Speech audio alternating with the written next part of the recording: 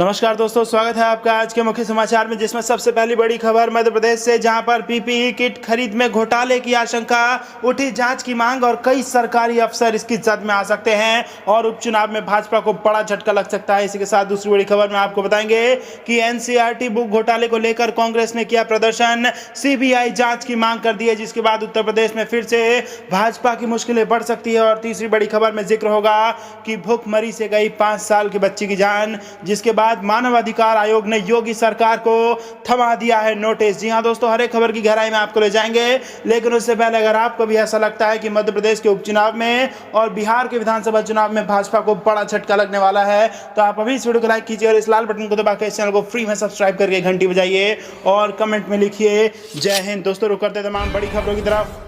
Madhya Pradesh PPE kit खरीद में घोटाले की आशंका, उठी जांच की मांग, कई सरकारी अफसर जद में। जी हां दोस्तों, मध्य प्रदेश में कोरोना काल में एक बड़े घोटाले की सुगबुगाहट है। कोरोना काल में पीपीई किट की खरीद को लेकर एक मामला रीवा जिले में ईओडब्ल्यू ने रजिस्टर किया है। मामले में कई सरकारी अधिकारी जांच की जद में हैं। फिलहाल हाई प्रोफाइल मामले में सरकारी अधिकारी ज्यादा बात नहीं कर रहे, लेकिन इस घोटाले के सामने आने के बाद प्रदेश स्तर पर जाँच की मांग उठ रही है। रीवा में पीपीई किट का एक बड़ा घोटाला सामने आया है।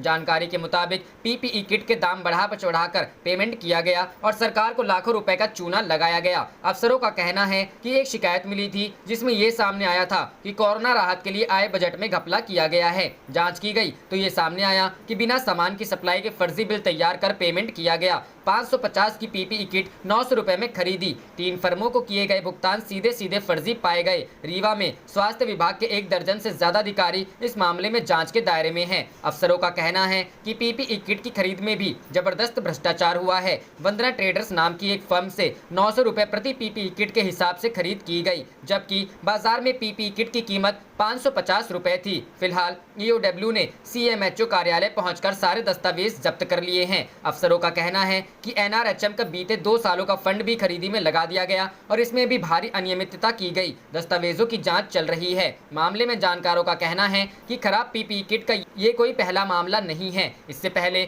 इंदौर और दूसरे जिलों में खराब पीपीई किट की कई शिकायतें की गई हैं। आशंका है कि प्रदेश में कई जगह अफसरों ने आपदा में अवसर खोजा और आपदा राशि के खर्च के नाम पर भ्रष्टाचार को अंजाम दिया। विसिल ब्लोअर आनंद राय का कहना है कि पीपीई किट और N95 मास्क हमेशा अच्छे होने चाहिए, क्योंकि इसी को पहनकर स्वास्थ्य कर्मी कोरोना संक्रमित मरीजों के बीच रहकर काम करते हैं। व्यापक घोटाले में विसिल ब्लोअर रहे डॉक्टर आनंद राय बताते हैं कि कोरोना की आड़ में बहुत घोटाला हुआ है। इसकी प्रदेश स्तर पर जांच की जानी चाहिए। रुख करते हैं अगली खबर की तरफ। एनसीईआरटी बुक घोटाले को लेकर कांग्रेस ने किया प्रदर्शन, सीबीआई जांच की मांग। जी हां दोस्तों, उत्तर प्रदेश के मेरठ में एनसीईआरटी अवैध बुक छपाई और बिक्री में बीजेपी नेता संजीव गुप्ता का नाम आने के बाद विपक्षी दलों ने सरकार और बीजेपी के खिलाफ मोर्चा खोल दिया है। मंगलवार को कांग्रेसी कार्यकर्ताओं ने पैदल मार्च करते हुए बीजेपी नेताओं और सरकार के खिलाफ नारेबाजी की। पैदल मार्च के दौरान पुलिस ने उन्हें रास्ते में ही रोक लिया, जिसके बाद पुलिस और कांग्रेसी कार्यकर्ताओं में जमकर धक्का मुक्की हुई। इस दौरान सोशल डिस्टेंसिंग का भी ध्यान नहीं रखा गया। दबाव में काम कर रही है पुलिस। कांग्रेस नेताओं ने दलील की है कि जिले में एनसीईआरटी घोटाले में पुलिस मुख्य आरोपी बीजेपी नेता संजीव गुप्ता और सचिन गुप्ता को क्यों गिरफ्तार नहीं किया जा रहा है। इसमें कई बड़े लोग शामिल हैं। रुक करते हैं अगली खबर की तरफ। भूख बीमारी से 5 साल की बच्ची, मानवाधिकार आयोग ने योगी सरकार को भेजा नोटिस। जी हां दोस्तों, राष्ट्रीय मानवाधिकार आयोग ने आगरा में 5 साल की एक बच्ची की कथित तौर पर भूख और बीमारी से हुई मौत मामले में मीडिया में छपी खबरों के आधार पर स्वतः संज्ञान लेते हुए रविवार को उत्तर प्रदेश की योगी सरकार को नोटिस जारी कर जवाब तलब किया है। आयोग ने उत्तर प्रदेश के मुख्य सचिव को भेजे नोटिस में 4 हफ्ते में प्रशासन की ओर से पीड़ित परिवार के पुनर्वास और लापरवाही बरतने वाले अधिकारियों के खिलाफ की गई कार्रवाई के मामले में रिपोर्ट देने को कहा है। एनएचआरसी ने कहा कि मुख्य सचिव से उम्मीद की जाती है कि वह सभी जिलाधिकारियों को निर्देश जारी करेंगे ताकि भविष्य में इस तरह की क्रूर और लापरवाही की घटना दोबारा नहीं हो। बता दें कि मीडिया में खबर आई थी कि परिवार के कमाने वाले सदस्य के टीबी के शिकार होने की वजह से बच्ची को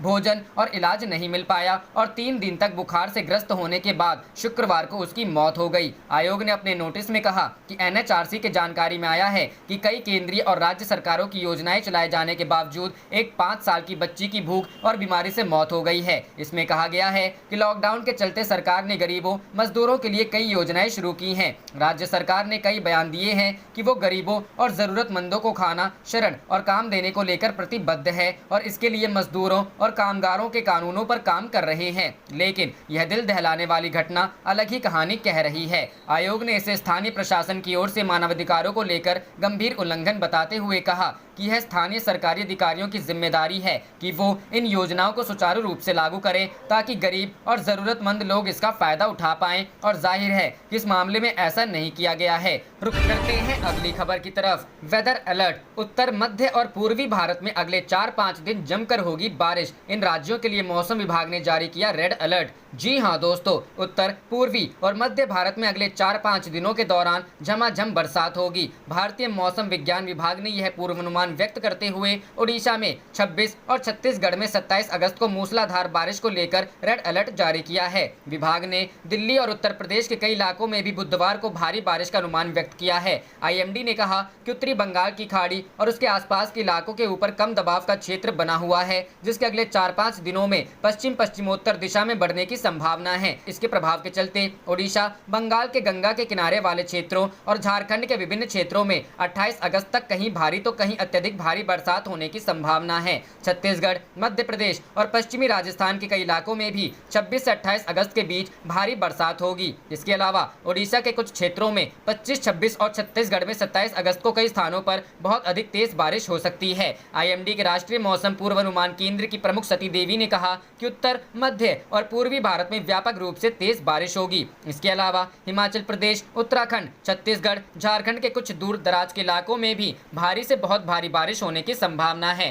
साथ ही बुधवार को उत्तर प्रदेश, राष्ट्रीय राजधानी दिल्ली, बंगाल, राजस्थान, पूर्वी मध्य प्रदेश, महाराष्ट्र के विदर्भ क्षेत्र, बिहार, जम्मू कश्मीर और लद्दाख के कई इलाकों में भी भारी बारिश होने का अनुमान है। रुक करते हैं अगली खबर की तरफ। किसानों की आय दोगुना करने में जुटी राजस्थान सरकार कर रही है खास काम। जी हां दोस्तों, किसानों की आय दोगुना करने के उद्देश्य के साथ राजस्थान सरकार ऑनलाइन मंडियों की संख्या बढ़ा रही है और इस साल 119 और मंडियों के इनाम पोर्टल से जोड़ा गया है। राज्य सरकार के मुताबिक इस साल 5 अप्रैल से 30 जून के बीच नई 119 मंडियों को इनाम पोर्टल से जोड़ा गया है। इस दौरान 2205 किसानों ने पंजीकरण किया है और साथ में 2989 व्यापारी पंजीबद्ध हुए हैं। वहीं कुल 2885.3 टन का व्यापार हुआ है। चालू वित्त वर्ष में हुआ इतना कारोबार। सरकार के मुताबिक चालू वित्त वर्ष में पहले से मौजूद 25 ऑनलाइन मंडियों में 97 किसानों और 50 व्यापारी और कमीशन एजेंट के नए पंजीकरण हुए हैं। साथ में 1,79,420 मीट्रिक टन से अधिक कृषि उपज का कारोबार किया गया। राजस्थान के कृषि और बागवानी विभाग के प्रमुख सचिव कुंजी लाल मीणा ने कहा, मुख्यमंत्री अशोक गहलोत की सोच के अनुसार राज्य सरकार किसानों की भलाई के लिए प्रतिबद्ध है। इसके तहत किसान कल्याण के लिए प्रौद्योगिकी के लाभ उठाने हेतु कई प्रयास किए जा रहे हैं तथा किसानों के बीच प्रौद्योगिकी साक्षरता में वृद्धि पर भी जोर दिया जा रहा है। राजस्थान से रचा इतिहास। बयान के अनुसार कोरोना वायरस संक्रमण महामारी के बीच राज्य सरकार ऑनलाइन मंच के जरिए किसानों की उनकी उपज का अच्छा लाभ दिलाने के लिए काम कर रही है, जबकि राजस्थान देश का पहला राज्य है जहां 144 मंडियों को इनाम से जोड़ा गया है। आपको बता दें कि हाल ही में राजस्थान सरकार ने विधानसभा सत्र के दौरान राजस्थान कृषि उपज मंडी विधेयक 2020 और राजस्थान कृषि जोतों पर अधिकतम सीमा अधिरोपण विधेयक 2020 को मंजूरी दी है, जिसे किसानों के हित से जोड़कर देखा जा रहा है। हालांकि सदन में 13 बिलों को मंजूरी दी गई है। करते हैं अगली खबर की तरफ। बिहार इलेक्शन 2020। बिहार में एनडीए के खिलाफ साथ लड़ेंगे राजद और वाम दल। मध्य बिहार के दलित वोटों पर पड़ सकता है प्रभाव। जी हां दोस्तों, प्रदेश के एनडीए के खिलाफ वाले छोटे छोटे दल राजद के साथ छोटे भाई की भूमिका में आना चाहते हैं। हाल ही में कुछ दलों के वरिष्ठ प्रतिनिधियों ने राजद नेतृत्व से मुलाकात कर गठबंधन में आने के लिए अपनी पेशकश की है। राजद ने इस पर सकारात्मक प्रतिक्रिया दी है। ऐसे दलों में सीपीआई, सीपीआईएम और सीपीआई और एनसीपी शामिल हैं। राजनीतिक विश्लेषकों के मुताबिक यह राजनीतिक रुझान इसलिए भी अचरज भरा है क्योंकि इससे पहले यह दल कभी भी राजद के साथ गठबंधन का हिस्सा नहीं रहे हैं। मध्य बिहार के वोट पर पड़ेगा असर। कैडर बेस्ड इन दलों के समर्पित कार्यकर्ता खासतौर पर मध्य बिहार में राजद के समर्थन में एनडीए के खिलाफ सियासी समीकरण मजबूत करने की कोशिश कर रहे हैं। राजनीतिक समीक्षकों के मुताबिक 42 से अधिक सीटों पर मजबूत कैडर रखने वाले सीपीआई, सीपीआईएम और माले खासतौर पर जीतन राम मांझी के राजद गठबंधन से छिटकने की कमी को पूरा कर सकते हैं। गठबंधन के लिए दोनों ओर से सैद्धांतिक सहमति यह देखते हुए कि इस पार्टी का कैडर खासतौर पर दलितों में सर्वाधिक है, दूसरे शहरी क्षेत्रों में वैचारिक वर्ग में इसकी समुचित पैठ है। इसी तरह तारिक अनवर के कांग्रेस में शामिल होने के बाद बेशक उसका असर सीमित क्षेत्र में ही क्यों ना हो, एनसीपी भी राजद के साथ मिलकर चुनावी ताल ठोंकना चाहती है। फिलहाल राजद के शीर्ष नेतृत्व से कॉमरेड केडी यादव और एनसीपी नेता सचिदानंद से मुलाकात की है। अभी केवल प्रारंभिक स्तर पर बातचीत हुई है,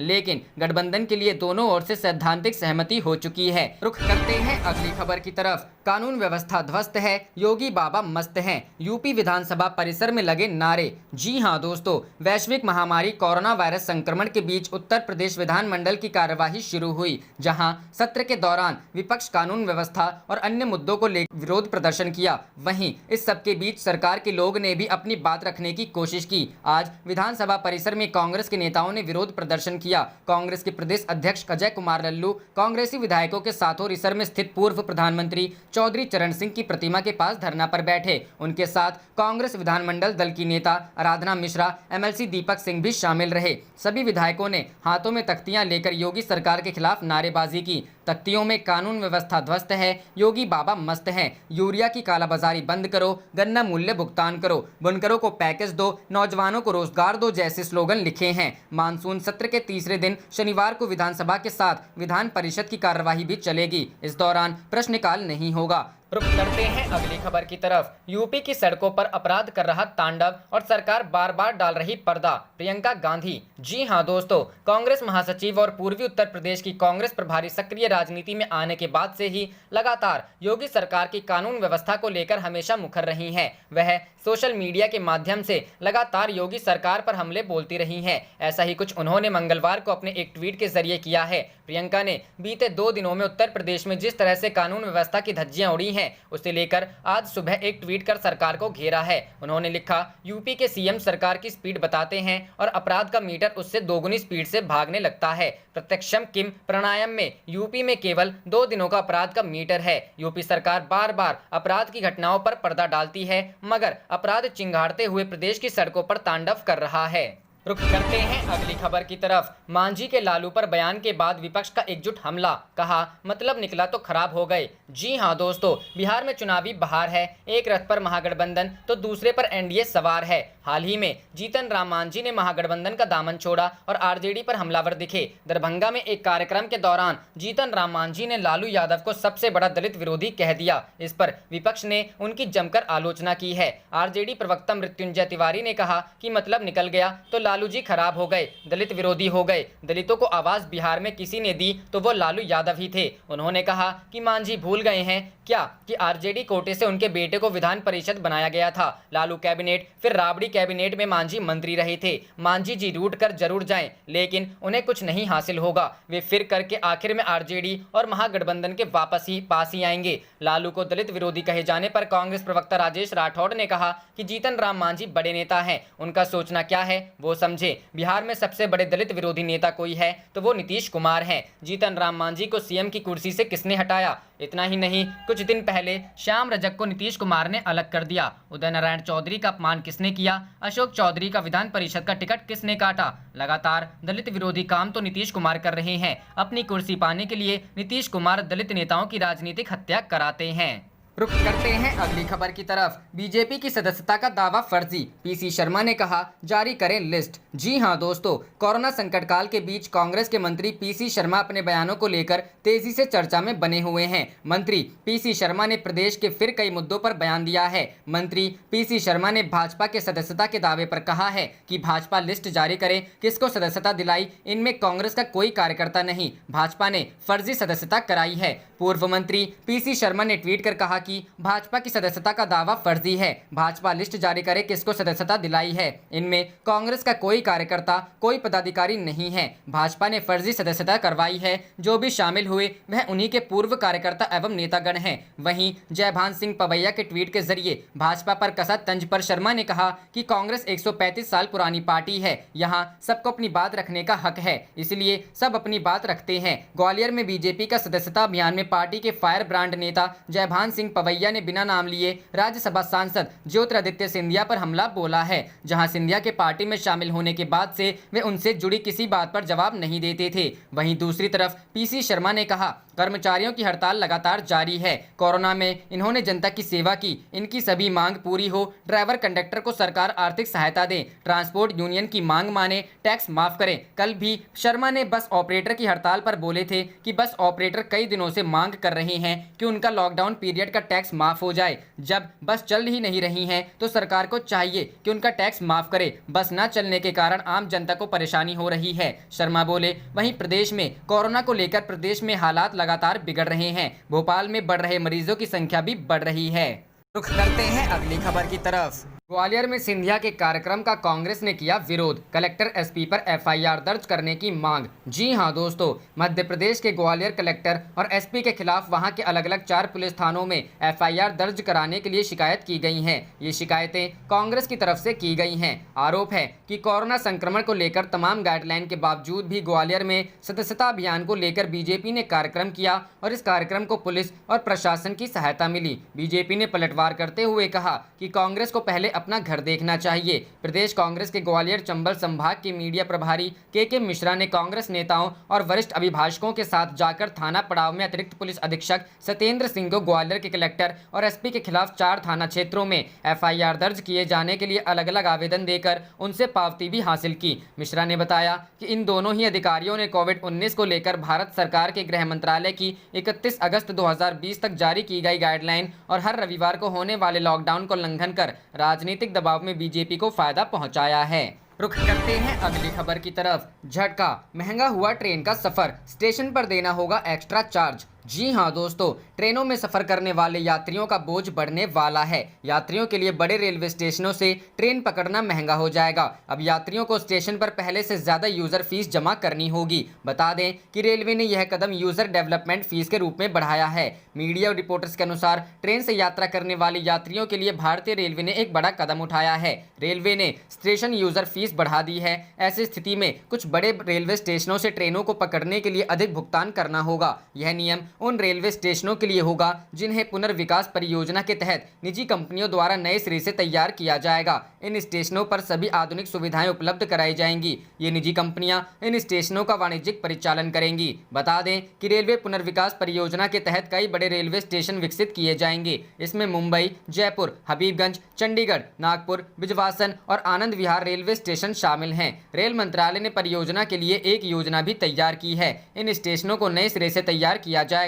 इन स्टेशनों पर सार्वजनिक निजी भागीदारी मॉडल के माध्यम से ग्राहकों को सभी आधुनिक सुविधाएं प्रदान की जाएंगी। इसके लिए बोली लगाने के माध्यम से निजी खिलाड़ियों का चयन किया जाएगा। मुंबई सीएसटी के लिए बोली आमंत्रित की गई। स्टेशनों को विकसित करने के अलावा कंपनियों को वहां एक वाणिज्यिक परिसर खोलने और स्टेशन उपयोगकर्ता शुल्क जमा करने की अनुमति दी जाएगी। रुख करते हैं अगली खबर की तरफ। प्रशांत भूषण के खिलाफ 2009 के अवमानना केस में सुनवाई टली, सुप्रीम कोर्ट की नई बेंच करेगी सुनवाई। जी हां दोस्तों, प्रशांत भूषण कोर्ट कंटेम्प्ट। प्रशांत भूषण के खिलाफ 2009 अदालत की अवमानना मामले में चल रही सुनवाई फिलहाल टल गई है। सुप्रीम कोर्ट की नई बेंच अब मामले की सुनवाई करेगी। मामले की सुनवाई कर रही जस्टिस अरुण मिश्रा की बेंच ने इसे चीफ जस्टिस ऑफ इंडिया के पास भेजा है। अब सीजेआई की नई बेंच का गठन करेंगे। सुनवाई के दौरान जस्टिस मिश्रा ने कहा वो रिटायर हो रहे हैं। अब अगली सुनवाई करने वाली उचित बेंच ये तय करेगी कि इस मामले को बड़ी बेंच के पास भेजा जा सकता है या नहीं। पिछली सुनवाई में प्रशांत भूषण ने 2009 में दिए अपने बयान पर खेद जताया था, लेकिन बिना शर्त माफी नहीं मांगी थी। उन्होंने कहा था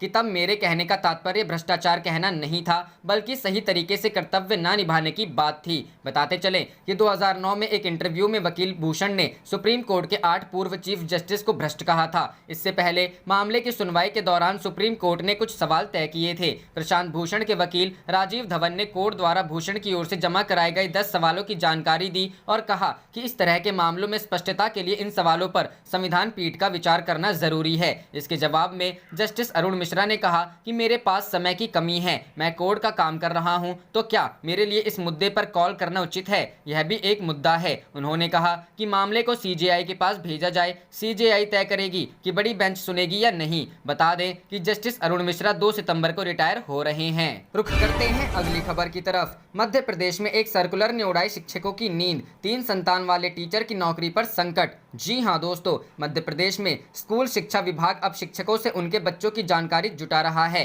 अगर किसी शिक्षक की 3 संतान हैं, तो ऐसे शिक्षकों की नौकरी पर संकट आ सकता है। दरअसल स्कूल शिक्षा विभाग प्रदेश भर के शिक्षकों से एक प्रपत्र के जरिए उनकी संतानों के बारे में जानकारी जुटा रहा है। अगर किसी शिक्षक की 3 या उससे ज्यादा संतानें हुई तो उनकी नौकरी खतरे में पड़ सकती है। प्रदेश भर में जिला शिक्षा अधिकारी एवं विकास खंड शिक्षा अधिकारियों ने संतानों के बारे में शिक्षकों से जुड़ी जानकारी मांगी है। बीईओ ने स्कूल प्राचार्य को एक प्रपत्र भेजा है। आप देख रहे थे आपका अपना चैनल जय हिंद जय भारत।